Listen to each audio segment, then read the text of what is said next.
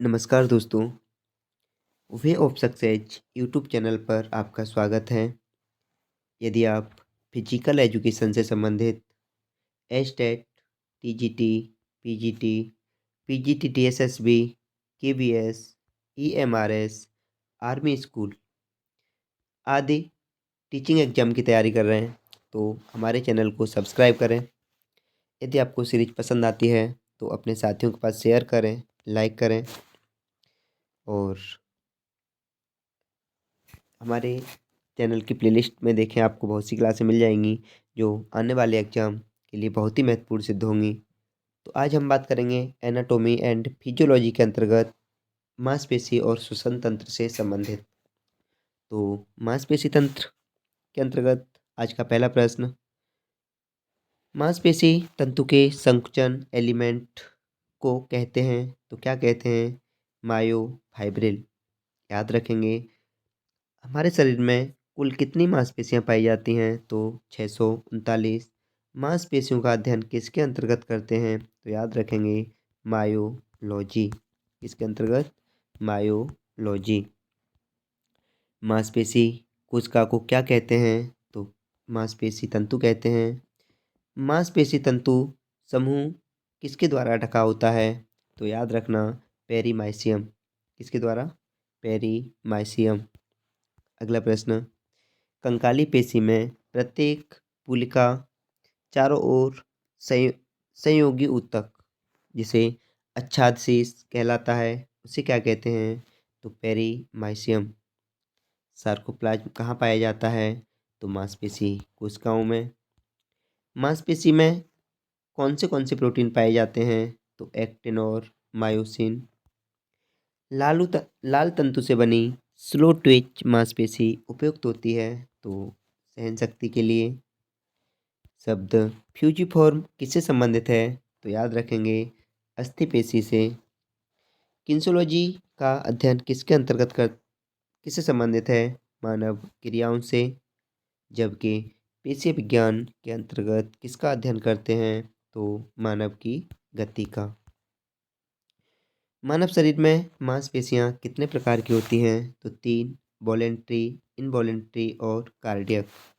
Voluntary को ही बोलते हैं रेखित पेशियां, रेखित या धारीदार, और इनवॉलेंट्री इनवॉलेंट्री को बोलते हैं अरेखित, और कार्डियक को बोलते हैं हृदय पेशी। दूसरी भाषा में बात करें तो वॉलेंट्री का अर्थ होता है ऐच्छिक, और इनवॉलेंट्री का अर्थ होता है अनैच्छिक, और कार्डिक का अर्थ होता है हृदय। ऐच्छिक, अनैच्छिक और हृदय पेशियां। अस्थियां किसके साथ पेशियों से जुड़ी हो सॉरी अस्थियों के साथ कौन सी पेशियां जुड़ी होती हैं? तो याद रखें, ऐच्छिक अर्थात वॉलेंट्री अर्थात रैखित। अस्थि और पेशियों के बीच स्थित अपग्राहक को कहते हैं तो याद रखेंगे, स्वामित्व अपग्राहक। वे मांसपेशियां जो हमारी इच्छा या हमारे दिमाग के अनुसार कार्य करती हैं, उन्हें ही हम बोलते हैं ऐच्छिक पेशियां। अनैच्छिक पेशी का दूसरा नाम क्या है? तो हमने अभी चर्चा की थी, अरेखित पेशी, अरेखित या इनवॉलेंट्री। ऐच्छिक तथा अनैच्छिक पेशियों में से हमारे हृदय में किस प्रकार की पेशियां पाई जाती हैं? तो वैसे तो ऐच्छिक, अनैच्छिक और हृदय पेशियां अलग हैं, लेकिन हृदय की पेशियों के अंतर्गत भी अनैच्छिक पेशियां ही होती हैं। मांसपेशियों में इस तत्व के पर्याप्त होने से खिलाड़ी देर तक नहीं थकता तो याद रखेंगे, ग्लाइकोजन। तो ग्लाइकोजन की कमी के कारण ही हमें थकान का एहसास होता है। दूसरी भाषा में इसे लैक्टिक एसिड भी कहते हैं, लैक्टिक एसिड। लैक्टिक एसिड के कारण थकान का अनुभव होता है। टेलर्स मसल का अन्य नाम क्या है? तो याद रखेंगे, सार्टोरियस। फेंकने से संबंधित जुड़े खेल स्पर्धाओं के संलग्न मुख्य पेशी का क्या नाम है? तो बृहत अंशपेशी अर्थात पेक्टोरियस मेजर। मांस आमाशय में पदार्थ के प्रवेश की अनुमति देने वाले पेशीवलय को क्या कहते हैं? तो उसे कहते हैं हृदय संवरणी। ज़्यादातर मांसपेशी जो कूल्हे के जोड़ को गति प्रदान करती हैं, तो उनका उद्गम कहाँ से होता है? तो याद रखेंगे सुरोड़ी से। नेक्स्ट, सुरोड़ी को मोड़ने में प्रयुक्त पेशी को किस रूप में जाना जाता है? तो उसे हम क्वाड्रिसेप्स अर्थात चतुशिरस्का कहते हैं। तो सुरोड़ी अर्थात कूल्हे को मोड़ने को कौन पेशी सहायता करती है? तो याद रखें क्वाड्रिसेप्स। कोहनी की संधि को मोड़ने अर्थात मोड़ने को क्या कहते हैं? फ्लेक्शन। और विस्तार को क्या कहते हैं? एक्सटेंशन में यह पेशी सहायक है। तो बाइसेप्स और ट्राइसेप्स। कोहनी को मोड़ते समय बाइसेप्स पेशी कार्य करती है, तो एगोनिस्ट का। कोहनी को मोड़ते समय बाइसेप्स पेशी कार्य करती है, एगोनिस्ट का। ट्राइसेप्स पेशी का मुख्य इस प्रक्रिया से संबंध है, तो ट्राइसेप्स पेशी का कोहनी विस्तार से संबंधित है। बाइसेप्स फीमोरिस मांसपेशी है और इसके आंदोलन में मुख्यतः उत्पन्न होने वाली प्रक्रिया का नाम है, तो याद रखेंगे घुटने का आकुंचन। नेक्स्ट, मद्रासरा हैमस्ट्रिंग मांसपेशी का प्रयोग होता है, तो मद्रासरा हैमस्ट्रिंग का प्रयोग घुटने को मोड़ने में होता है। लंबी दूरी के श्रेष्ठ पुरुष और महिला धावकों में होता है, तो हम कहेंगे धीमे स्फुरण वाले तंतु अर्थात स्लो ट्विच फाइबर। इस प्रकार की पेशी तंतु लंबे समय तक चलने वाली के लिए कौन जिम्मेदार है? तो हम कहेंगे स्लो ट्विच फाइबर अर्थात धीमी झटका पेशी तंतु। कौन सी मांसपेशियां हमारे शरीर की कुल वजन का 2/5 भाग होती हैं, अर्थात हमारे शरीर के वजन का लगभग 40% होती हैं, तो उन्हें हम कहते हैं स्वैच्छिक मांसपेशी अर्थात ऐच्छिक मांसपेशी। ऐच्छिक मांसपेशियां हमारे शरीर का 40% हिस्सा है, अर्थात 2/5 भाग ऐच्छिक पेशियां हैं। मानव शरीर के वजन का इतना प्रतिशत वजन स्वैच्छिक मांसपेशियों का होता है, तो मैंने अभी बताया था 40%। कितना? 40%। मानव शरीर में कुल कितनी पेशियां हैं, मांसपेशियां हैं? तो 639 या लगभग 650। ग्लूटियस मैक्सिमस मांसपेशी कहाँ स्थित है? तो नितंब को दूसरी भाषा में क्या बोलते हैं? कूल्हा, हिप। सबसे बड़ी मांसपेशी तो ग्लूटियस मैक्सिमस नाम भी देख रहे हो ना, एक बड़ा सा नाम है, तो इससे टैग करो कि सबसे बड़ी मांसपेशी, तो सबसे बड़ा नाम ग्लूटियस मैक्सिमस। यहाँ पर सबसे लंबी बात करें, सबसे लंबी मांसपेशी, तो याद रखेंगे सार्टोरियस। और सार्टोरियस का ही दूसरा नाम है टेलर्स मसल। वह पेशी जो सिर को घुमाती है,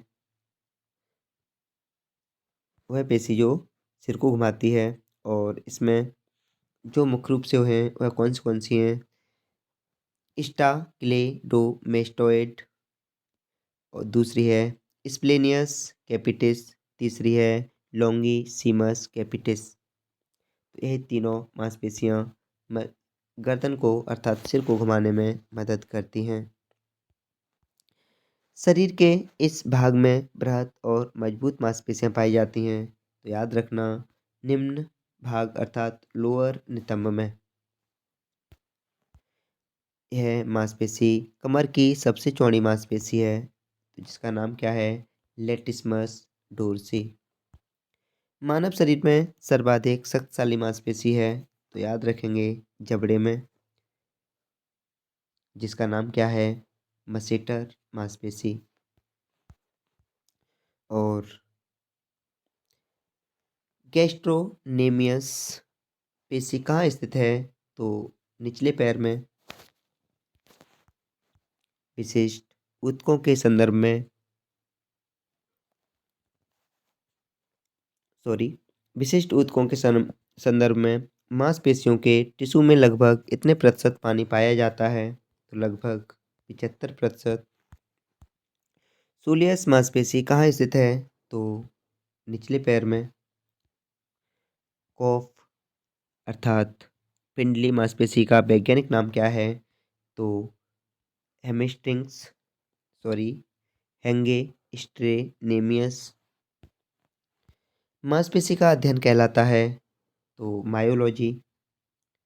मांसपेशी मानव शरीर को प्रदान करती है? तो आकृति। अस्थि मांसपेशी की संकुचनशील इकाई है? तो अस्थि मांसपेशी की संकुचनशील इकाई सार्कोमेयर है।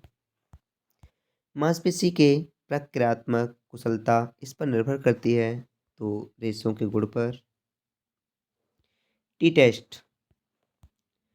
टेस्ट इस संभावना पर आधारित होता है कि दो प्रतिवर्षों के मध्य है, दोनों में सामान्य भेद।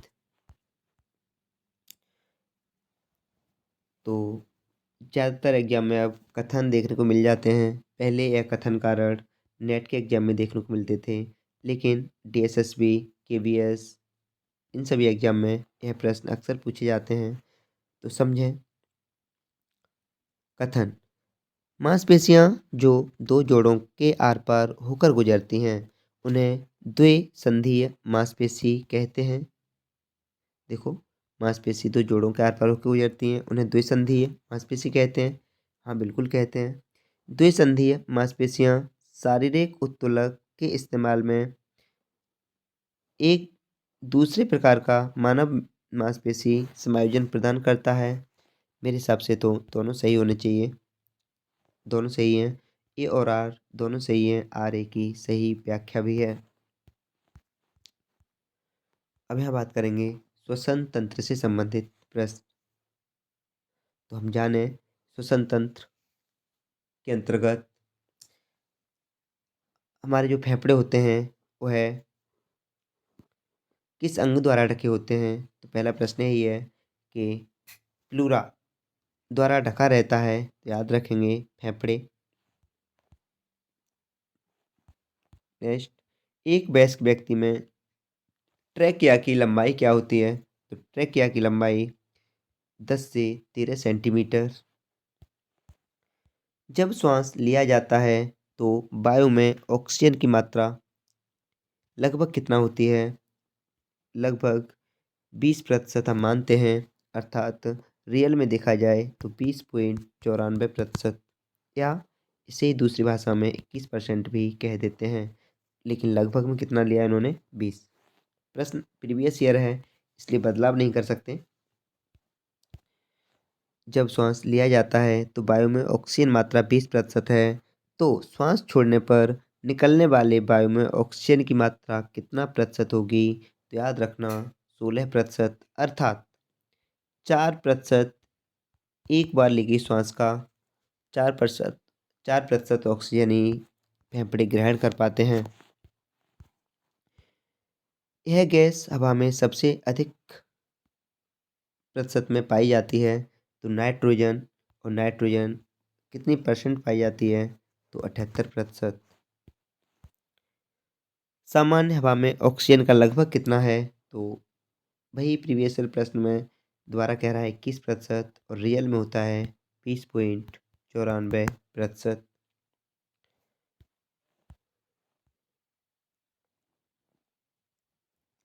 मानव शरीर में मुख्य श्वसन अंग है। तो मानव शरीर में मुख्य श्वसन अंग फेफड़े हैं। मनुष्य के प्रत्येक फेफड़े में एल्वियोली की अनुमानित संख्या होती है। तो 300 से 480 मिलियन। 300 से 480 मिलियन। अब ये एल्वियोलाई क्या है समझो। जैसे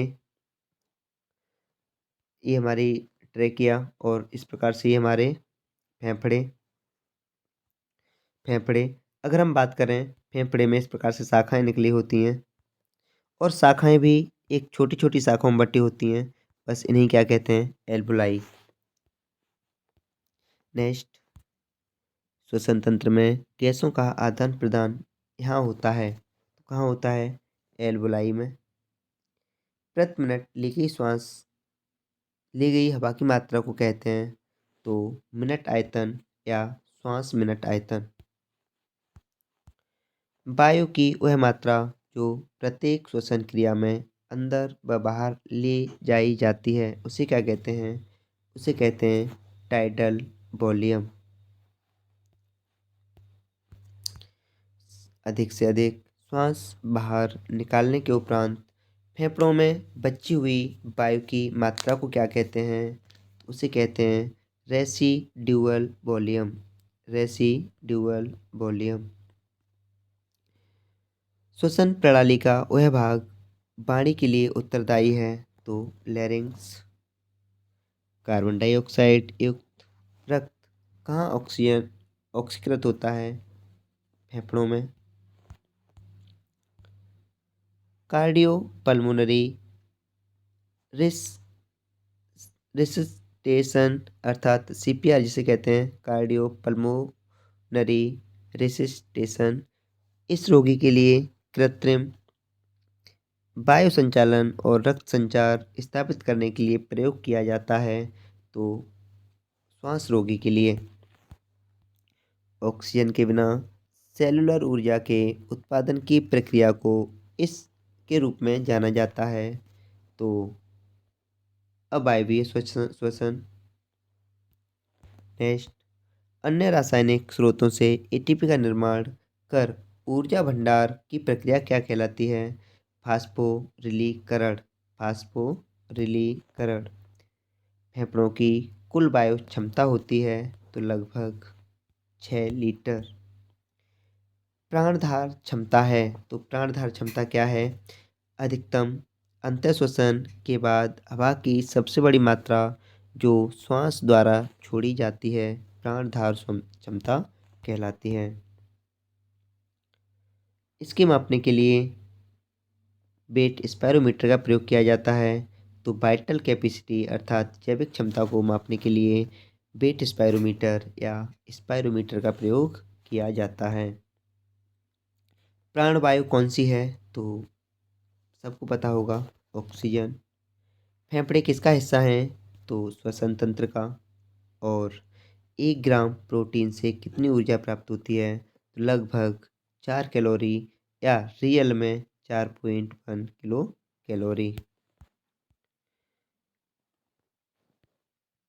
दूसरा, वसा से लगभग प्रति ग्राम कितनी कैलोरी प्राप्त होती है तो वसा से 9.1 किलो कैलोरी और लगभग 9 किलो कैलोरी प्राप्त होती है।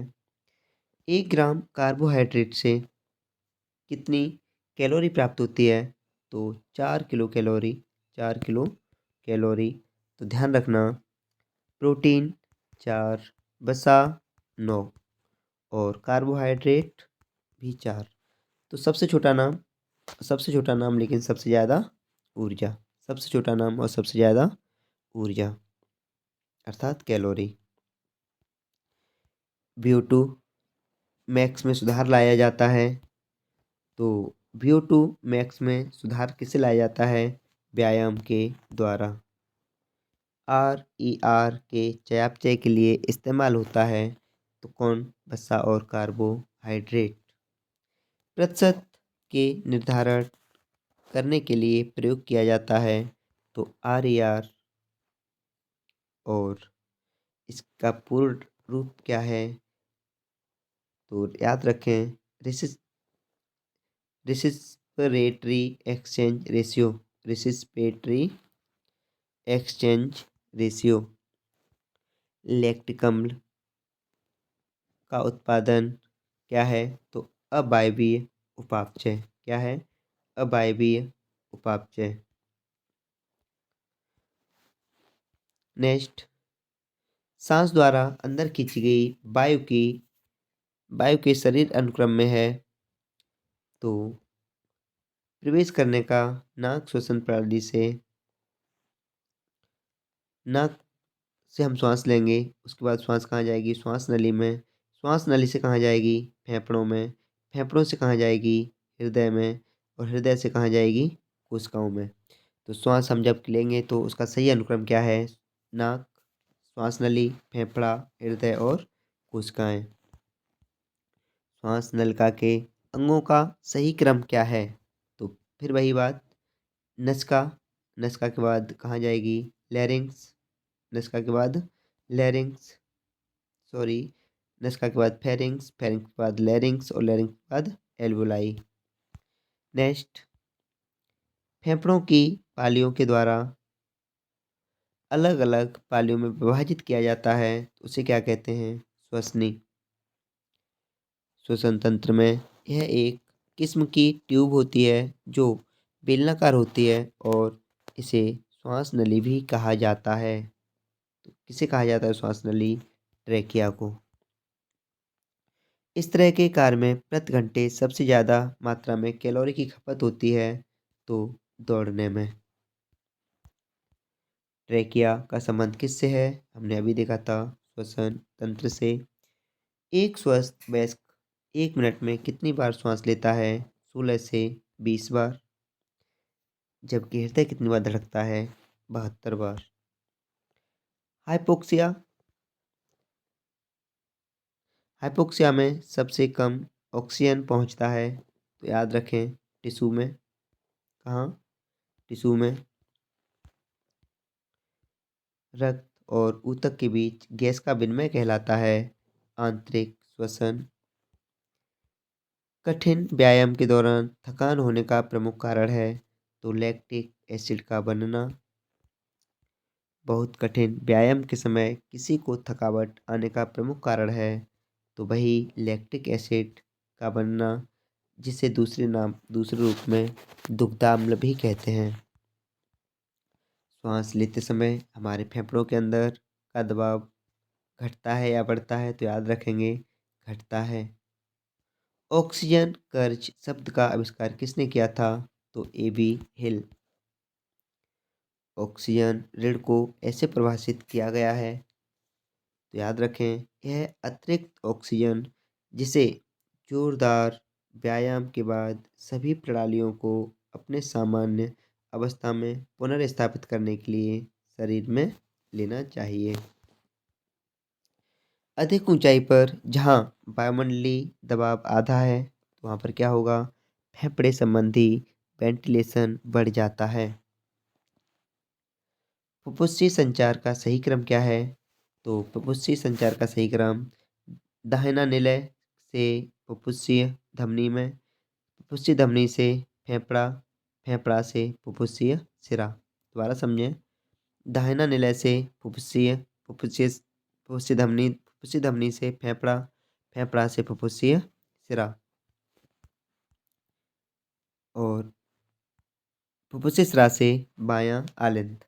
इस प्रकार से फुफ्फुसीय संचार का सही क्रम है।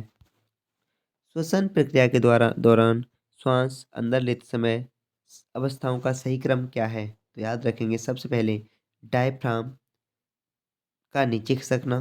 तो डायफ्राम जो होगा, डायफ्राम क्या है? तो फेफड़े जिसके ऊपर टिके होते हैं उसे हम डायफ्राम कहते हैं। तो डायफ्राम का नीचे खिसकना, इंटरकोस्टल मांसपेशी का संकुचन, और नंबर 3 स्टर्नम का आगे बढ़ना, और नंबर 4 फेफड़ों का आयतन बढ़ना, और दबाव का घटना। नंबर 5 वायु का अंदर तीव्र प्रवेश। दोबारा समझें, तो हमने बोला श्वसन प्रक्रिया के दौरान श्वास अंदर लेते समय श्वास की अवस्थाओं का सही क्रम क्या है? तो याद रखेंगे, डायफ्राम का नीचे खसकना, इंटरकोस्टल मांसपेशी संकुचन, स्टर्नम का आगे बढ़ना, फेफड़ों का आयतन बढ़ना तथा दबाव का घटना, और वायु का अंदर तीव्र प्रवेश करना। तो थैंक्स फॉर वाचिंग। यदि आपको सीरीज पसंद आई तो प्लीज़ लाइक करें, शेयर करें, और यदि आपने अब तक सब्सक्राइब नहीं किया है तो प्लीज़ सब्सक्राइब करें। धन्यवाद।